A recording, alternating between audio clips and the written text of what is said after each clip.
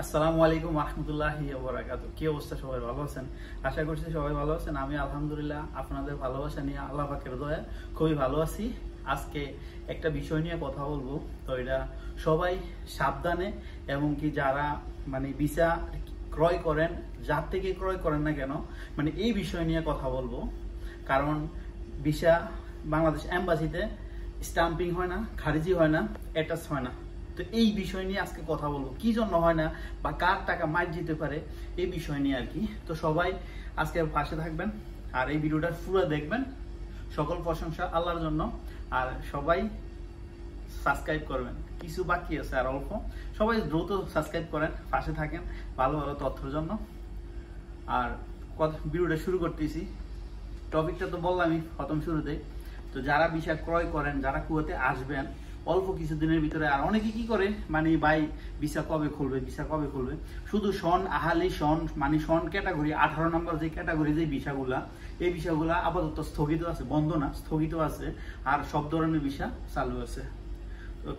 যে বাসার house driver বা খাদেম বা এরকম জাতীয় সব বিষয়ে চালু আছে। শুধু একমাত্র 18 নম্বর শন ক্যাটাগরি যেগুলো আছে, আহালি শন বা তলবাতের, ওই ভিসাগুলো বন্ধ আছে আর কি, বন্ধ না, স্থগিত আর কি। আর বিশেষ করে আমি এই কথাটা বলতেছি কেন, আপনারা যারাই পাসপোর্ট দেন 50,000 টাকার উপরে বেশি টাকা দিবেন না, সাবধান। কেননা কারণ আপনার যে ভিসাগুলা বের হবে, ভিসাগুলো বলে স্টাম্পিং হওয়ার পরে বাংলাদেশ দূতাবাস যখন স্টাম্পিং করবে কমপ্লিট, স্টাম্পিং করে অ্যাটাচ করে দিয়ে দিবে, তখনই আপনারা ভিসাটা বলে হ্যাঁ আমরা এখন টাকা দেবো। এর আগে কোনো টাকা দেবো না।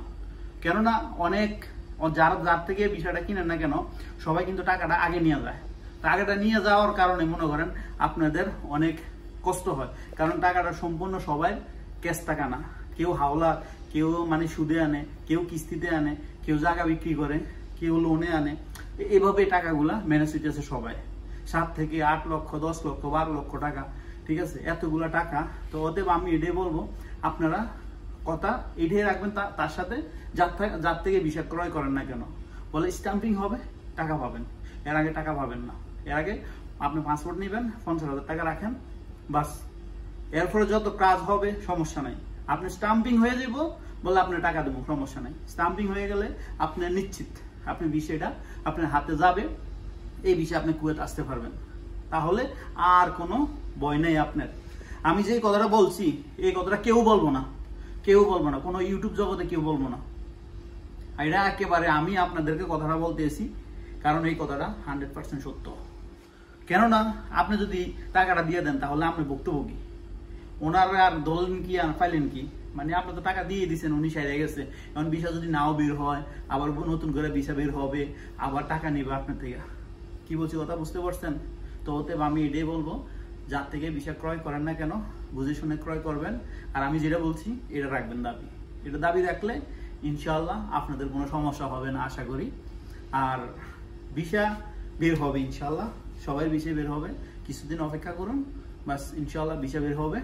আর অনেকে অনেক ধরনের কথা বলে, ভাই আমি গেলে 1 লক্ষ টাকা ইনকাম করতে পারবো কিনা, 80 লক্ষ টাকা 80,000 টাকা ইনকাম করতে পারবো কিনা, বা 50,000 টাকা ইনকাম করতে পারবো কিনা। ভাই দেখেন, আপনারা কাজ, এই দেশে কাজ আছে, কিন্তু কাজ জানা লোকের দাম আছে। কিন্তু আপনি যদি পরিচিত কেউ না থাকে তাহলে আপনি কাজ পাবেন না। কি বলেন কাকুন ভাই, আপনি কিছু বলেন না? আচ্ছা, আপনি যে কতদিন বসে ছিলেন, কাজ পাইছেন? তা আপনি তো কি বিষয় আসছেন, একটু বলেন না, কথা বলেন, একটু জোরে কথা বলেন। আমার তো লোক নেই, আমি খাদেম ভিসা আইছি প্রায় 10 মাসের মধ্যে 3 মাস 4 মাস বসেই আছি। লোক নেই, কি করবো, কাজ নেই। লোক থাকলে কাজ জানা থাকলে, লোক থাকলে কাজ আছে, আর কাজ জানা নেই, লোক নেই, কাজ নেই। কিন্তু কুয়েতে টাকা আছে, ভাই। হ্যাঁ, কুয়েতে টাকা আছে, কিন্তু আপনার লোক থাকা লাগবে, আত্মীয় স্বজন থাকা লাগবে, এবং কাজ শিখে থাকা লাগবে। তাহলে মনে করেন টাকা ইনকাম করা যাবে। অনেকে বলে ভাই কুয়েতে এখন অবস্থা খারাপ, অবস্থা খারাপ। হ্যাঁ, অবস্থা খারাপ কার জন্য? যারা কাজ জানে না, যারা কাজ বাহিরে পায় না, যাদের লোক নাই, আত্মীয় স্বজন নাই, কেউ নাই, তাদের জন্য সমস্যা ভাই।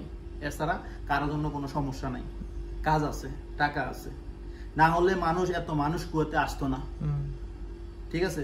তবে গুরুত্বপূর্ণ আমি আরেকটা কথা বলি, বিগত 2 মাসে 6,000 300 লোক দেশে পাঠাইছে রিপোর্ট করে।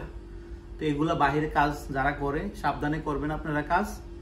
তো অতএব আমি এটাই বলবো, মানে আপনারা যেটা অবৈধ কাজ এটা করবেন না, এটা থেকে আপনারা দূরে থাকবেন।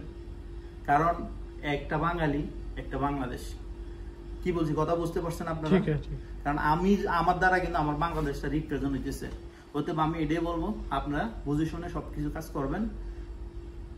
আর আসেন, কারোর আমি নিষেধ করবো না বলে আইসেন না। আর আরেকটা কথা বলি, আসার আগে নিজে একটা অ্যাকাউন্ট খুলে আসবেন।